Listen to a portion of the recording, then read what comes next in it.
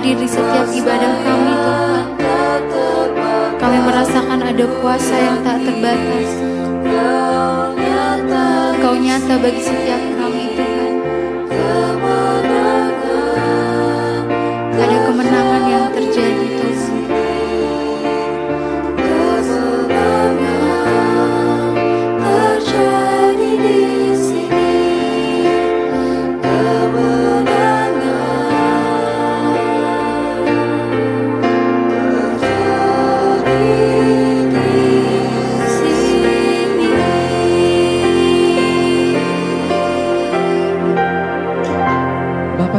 Ucap syukur Tuhan buat hari ini, Engkau yang terus menjagai hidup kami dalam anugerah-Mu Tuhan. Bahkan di hari-hari yang semakin tidak menentu, kami percaya Tuhan dengan iman kami menaruh pengharapan kami hanya kepada Engkau. Semuanya sudah tertulis dan semuanya akan digenapi. Bawa iman kami terus untuk bertumbuh di dalam Engkau dan bawa kami untuk terus senantiasa setia mengikuti jalan-jalan-Mu bahkan sampai pada akhirnya nanti Tuhan. Kami menyerahkan seluruh roh jiwa dan tubuh kami, bahkan hari ini, kalau kami masih boleh beribadah, kami mengucap syukur. Urapi hamba-Mu yang tidak ada apa-apanya, urapi setiap kami Tuhan. Firman-Mu lah yang sanggup memberikan kami petunjuk di hari-hari yang terakhir ini. Di dalam nama Tuhan kami Yesus Kristus kami berdoa bersyukur, haleluya, amin, amin, amin. Iya, shalom saudara, kita berjumpa lagi di hari Minggu ini. Saya percaya, ya di tengah persoalan badai hidup yang menerpa, kita melihat bahwa kasih dan pemeliharaan Tuhan tetap nyata dalam hidup kita. Bahkan apapun yang harus kita lewati, biarlah kita terus lewati bersama dengan Tuhan. Iya, dan hari-hari ini biarlah kita terus berjaga-jaga, iman kita semakin hari semakin teguh di dalam Dia. Mengingat semua yang terjadi di hari-hari ini saudara, ya begitu banyak hal yang bahkan tidak bisa kita mengerti. Namun melihat keadaan ini, saya yakin dan percaya kita semua sudah ada di penghujung akhir zaman. Dan biarlah kita mau terus berjaga-jaga dalam iman.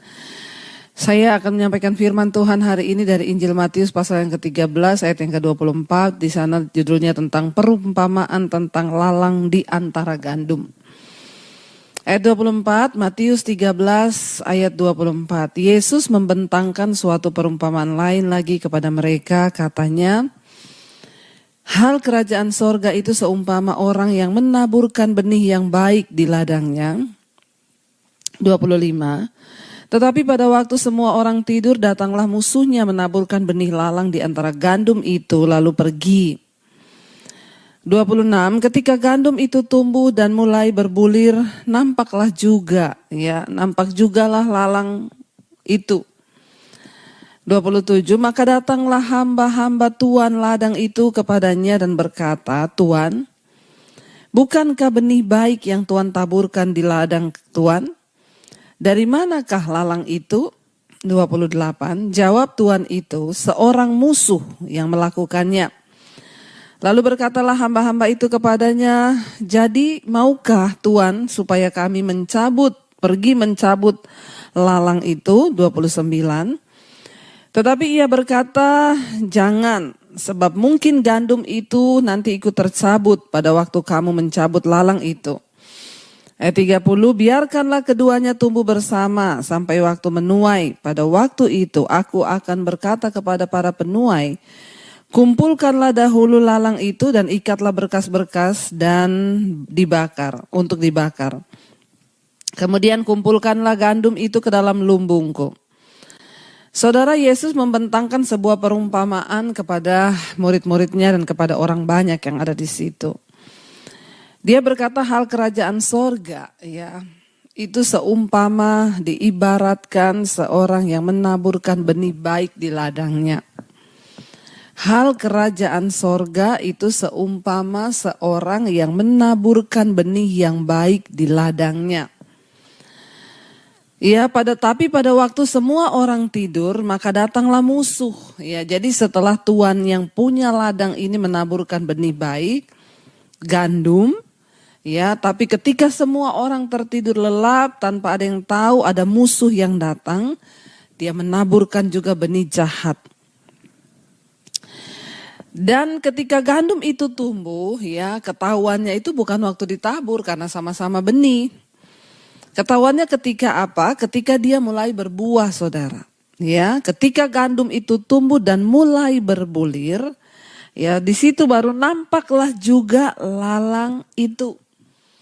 Jadi sama-sama benih, sama-sama tumbuh, tapi yang membedakan tuh ketika mulai berbuah. Ya, maka nampaklah juga lalang itu, ya. Dan datanglah hamba-hamba itu kepada tuannya. Mereka berkata, "Tuan, yang kamu tabur itu kan benih baik. Kenapa ada sesuatu yang tidak baik yang tumbuh di ladang itu?" Dari mana lalang itu datang? Jawab tuan itu, "Seorang musuh yang melakukannya." Ya, lalu berkatalah hamba-hamba itu kepadanya, "Jadi tuan, maukah kami mencabut lalang itu?" Dan kata tuan itu kepada mereka, "Jangan, ya, nanti takutnya kalau kamu cabut lalang itu, gandum juga ikut tercabut. Biarkan keduanya tumbuh bersama." Ternyata murid-murid Yesus tidak mengerti arti dari perumpamaan ini. Ya, kita lanjut Matius 13 ayat 36. Maka Yesus pun meninggalkan orang banyak itu lalu pulang. Ya.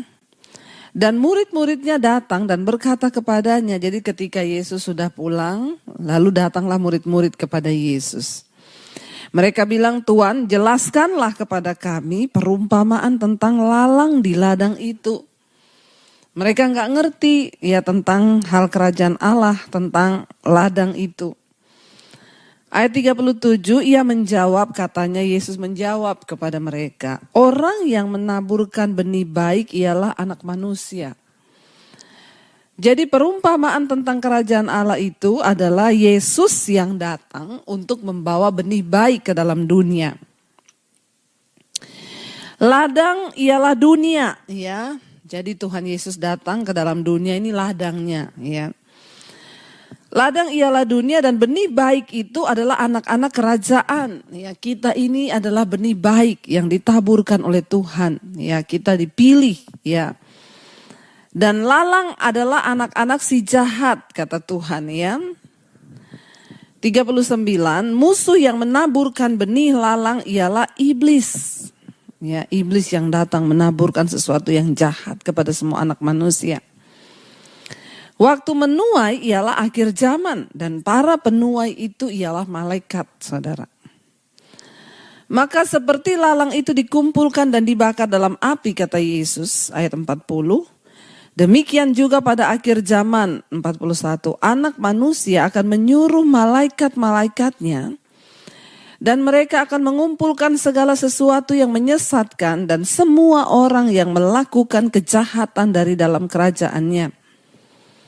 Ayat 42, semuanya akan dicampakkan ke dalam dapur api.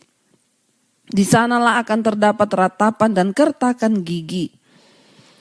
Ayat 43, pada waktu itulah orang-orang benar akan bercahaya seperti matahari dalam kerajaan Bapa.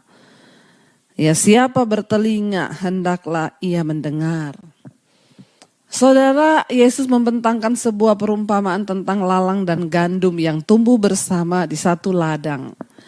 Ladang berbicara tentang dunia ini. Di dunia ini ada orang yang jahat, ada orang yang baik. Kita menerima benih firman Tuhan itu dari Yesus anak manusia yang membawa benih, yaitu firman Allah itu. Sebab dia adalah firman, pada mulanya adalah firman dan firman itu bersama-sama dengan Allah dan firman itu adalah Allah. Yesus adalah firman yang hidup yang datang ke dalam dunia. Dia membawa dan dia adalah firman itu sendiri yang datang ke dalam dunia. Barang siapa yang menerima dia, percaya kepadanya dan melakukan semua kehendaknya, maka mereka pasti akan diselamatkan dari murka Allah. Tetapi orang yang memberontak dan memilih untuk menerima benih jahat yang ditaburkan iblis, mereka akan disesatkan, menyesatkan dan pasti akan binasa di akhir zaman. Kita melihat hari-hari ini di dunia ini ada begitu banyak hal yang rasanya ingin menghimpit iman kita sehingga benih kerajaan Allah itu seolah-olah sulit untuk bisa bertumbuh dalam hidup kita. Ya, tetapi firman Tuhan berkata saudara, ya, bahkan benih yang ditabur oleh iblis itu kelihatannya sama-sama bertumbuh. Makanya saya selalu berkata jangan iri kalau saudara melihat ada orang yang jadi kaya. Jangan iri kalau lihat orang itu berhasil. Jangan iri akan sesuatu yang kelihatannya wow. Ya, karena firman Tuhan bilang benih jahat, gandum dan lalang tuh sama-sama tumbuh saudara. Sama-sama bertumbuh. Tetapi yang membedakan ketika mereka mulai berbuah, berbulir. Barulah kelihatan, oh ini buahnya gandum, oh ini ternyata lalang. Iblis terus sedang menebarkan benih-benih jahat ke dalam dunia ini. Dan sementara di satu sisi, orang-orang yang hidup melakukan firman, rasanya kita terjepit dengan lalang yang juga bertumbuh. Nilai-nilai kebenaran yang mulai terus bergeser. Ya, bahkan gereja hari-hari ini sedang diuji kemurnian dan kekuatan imannya. Ya, di mana kekuatan iman gereja hari-hari ini? Di saat dunia sedang membutuhkan bagaimana gereja bisa berdampak, kita orang Kristen hamba-hamba Tuhan bisa berdampak di tengah ya masyarakat, di tengah bumi yang sudah rusak, di tengah ladang, di tengah dunia ini. Di mana dampak kita sebagai gereja, sebagai anak Tuhan? Apakah kita juga menjadi orang yang ketakutan menghadapi semuanya? Apakah kita menjadi orang yang tidak berbuat apa-apa? Apakah kita hanya bersembunyi dan tidak melakukan sesuatu bagi kepentingan kerajaan Allah? Mari kita buka mata saudara. Saya berdoa supaya kita semua menjadi orang yang terus berdampak. Ayo penuaian segera terjadi. Ya, kita sudah melihat tanda-tandanya. Sekarang iblis terus menebar ya benih jahat ke dalam ladang di dalam dunia ini. Tapi kita sebagai orang-orang anak-anak Tuhan, benih baik itu harus terus tumbuh. Kita harus terus berbuah, semua akan digenapi. Yang harus kita lakukan hari-hari ini adalah tetap konsisten menjalankan firman. Tetap konsisten beribadah. Tetap konsisten hidup dalam kekudusan dan mengejar perkenanan Tuhan. Kita sudah melihat semua terjadi. Apa yang bisa manusia lakukan melihat keadaan dunia sekarang? Tidak ada yang bisa kita lakukan. Selain kita duduk di kaki Tuhan, berdoa dan jadilah terang. Saudara temui orang yang sedang ketakutan di luar sana, bangkitkan imannya. Engkau temukan orang-orang yang sedang terluka, orang-orang yang sedang kehilangan. Ya, bahkan kita tidak bisa mengendalikan semua hal dalam hidup kita. Tapi Tuhan berkata, ya, anak manusia akan menyuruh malaikat-malaikatnya. Ketika nanti satu saat di akhir zaman, ya, para hamba-hamba di dalam ladang itu berkata kepada tuannya, apakah kami harus cabut lalang itu? Supaya dia tidak mengganggu pertumbuhan gandum itu? Tuhan bilang jangan, biarkan tumbuh bersama. Di sekeliling kita melihat ada banyak bahkan orang ya yang melakukan dosa dengan begitu giat. Ya, dan kita lihat tumbuh bersama. Bahkan beberapa orang yang gak cinta Tuhan. Beberapa orang bahkan yang hidup dalam kejahatan. Rasanya hidupnya semakin diberkati. Tuhan bilang biar tumbuh bersama. Biarkan tumbuh bersama. Ya. Sampai kapan? Ayat 42. Firman Tuhan berkata. Anak manusia ayat 41. Anak manusia akan menyuruh malaikat-malaikatnya. Dan mereka akan mengumpulkan segala sesuatu yang menyesatkan dan semua orang yang melakukan kejahatan dari dalam kerajaannya. Semua orang yang melakukan kejahatan itu termasuk benih jahat yang ditabur oleh iblis. Dan mereka akan dikumpulkan sebagai lalang. Karena itu ayat 42 di sana dikatakan semuanya akan dicampakkan ke dalam dapur api dan di sanalah akan terdapat ratapan dan kertakan gigi. Saudara, neraka itu ada, penghukuman itu ada. Penghakiman itu ada. Saya akan terus memberitakan tentang ayo kita bertobat, ayo bertobat, ayo bertobat, ayo kembali kepada jalan Tuhan. Pertobatanlah yang harus kita kejar hari-hari ini. Pertobatanlah yang harus kita minta kepada Tuhan, perkenanan Tuhan. Ya, saya berdoa saudara supaya kita menjadi orang-orang yang terus bertahan. Firman Tuhan bilang, kelak ketika hari itu tiba akan dikumpulkan lalang-lalang ini, orang-orang yang berbuat jahat ini. Dan mereka akan dicampakkan ke dalam dapur api. Di sanalah terdapat ratapan dan kertakan gigi.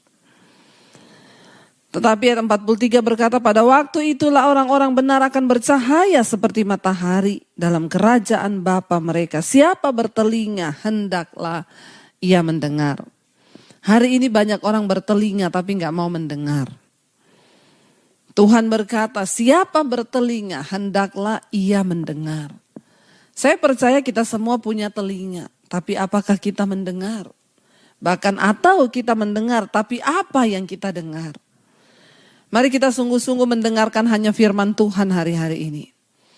Mari kita sungguh-sungguh mendengarkan hanya kebenaran hari-hari ini. Biar kita minta kepada Bapa, kita minta kepada Tuhan.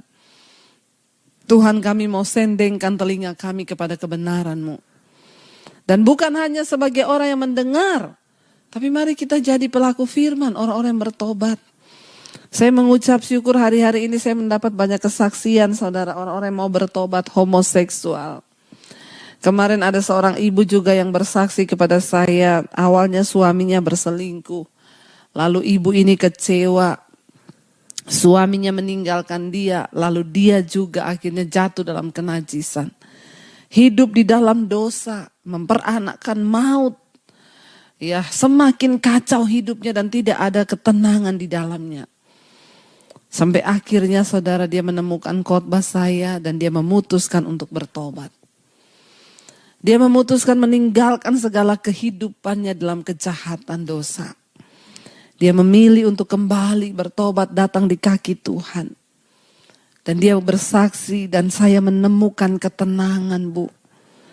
Setelah saya tinggalkan dosa, saya kembali pada kebenaran, saya kembali kepada firman. Saya menemukan ketenangan di dalam diri saya, dia berkata. Dan memang benar ketenangan itu hanya ada di dalam hadirat Tuhan, dalam kebenaran ketika kita melakukan firman. Tapi iblis menipu, iblis datang menabur benih jahat.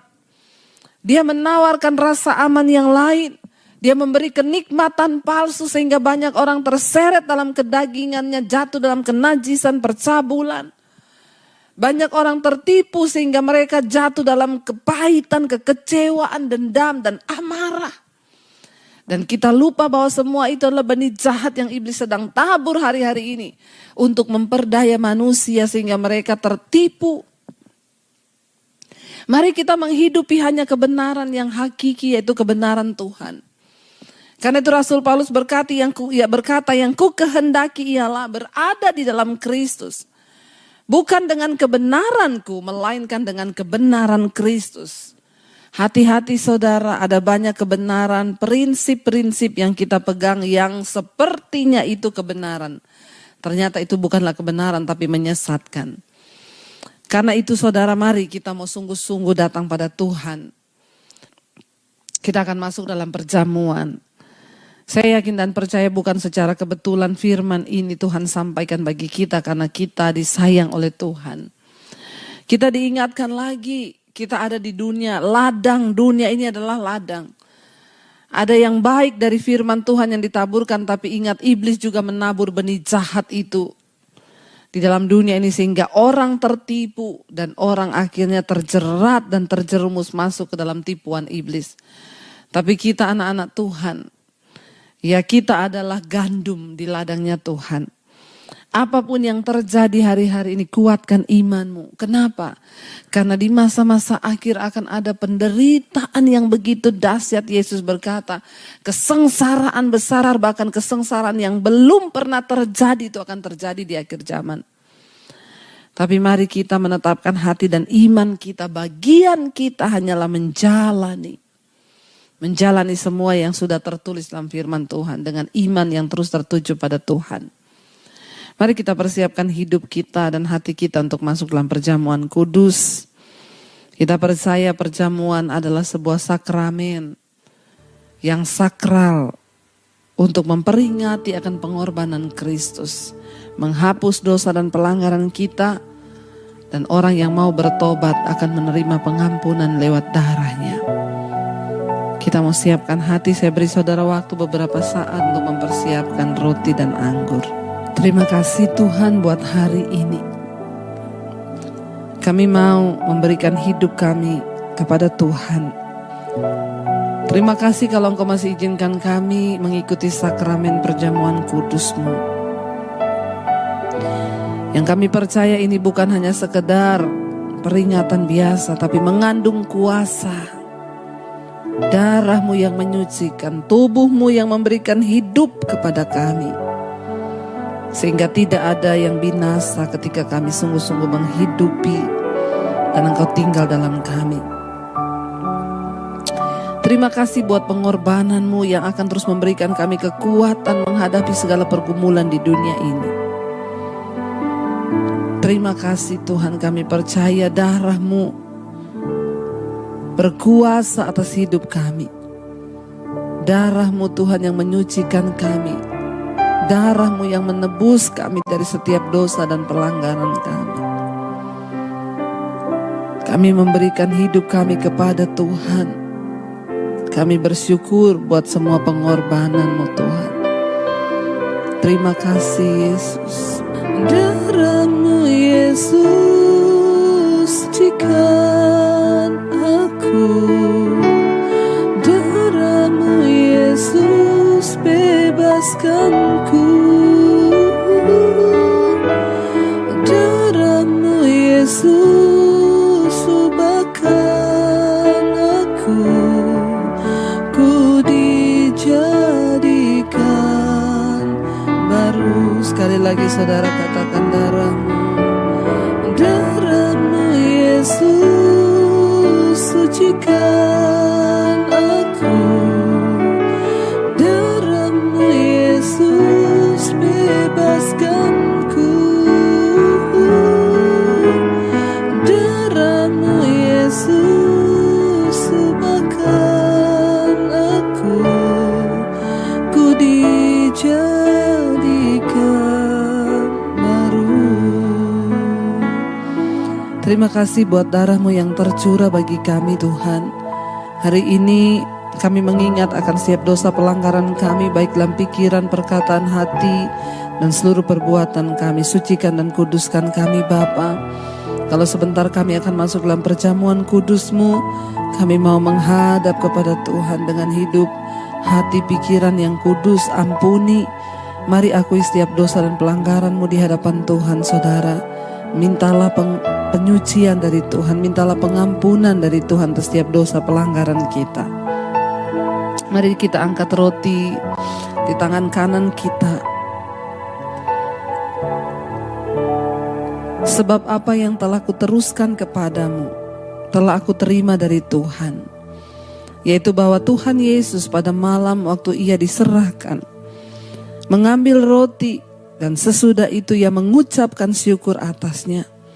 Ia memecah-mecahkannya lalu berkata, inilah tubuhku yang diserahkan bagi kamu. Perbuatlah ini menjadi peringatan akan aku. Bukankah roti yang kita pegang di tangan kanan kita dan kita angkat tinggi ini adalah persekutuan dengan tubuh Kristus? Mari kita terima dan kita makan dengan iman di dalam nama Tuhan Yesus. Dalam nama Yesus. Mari kita angkat tinggi cawan di tangan kanan kita.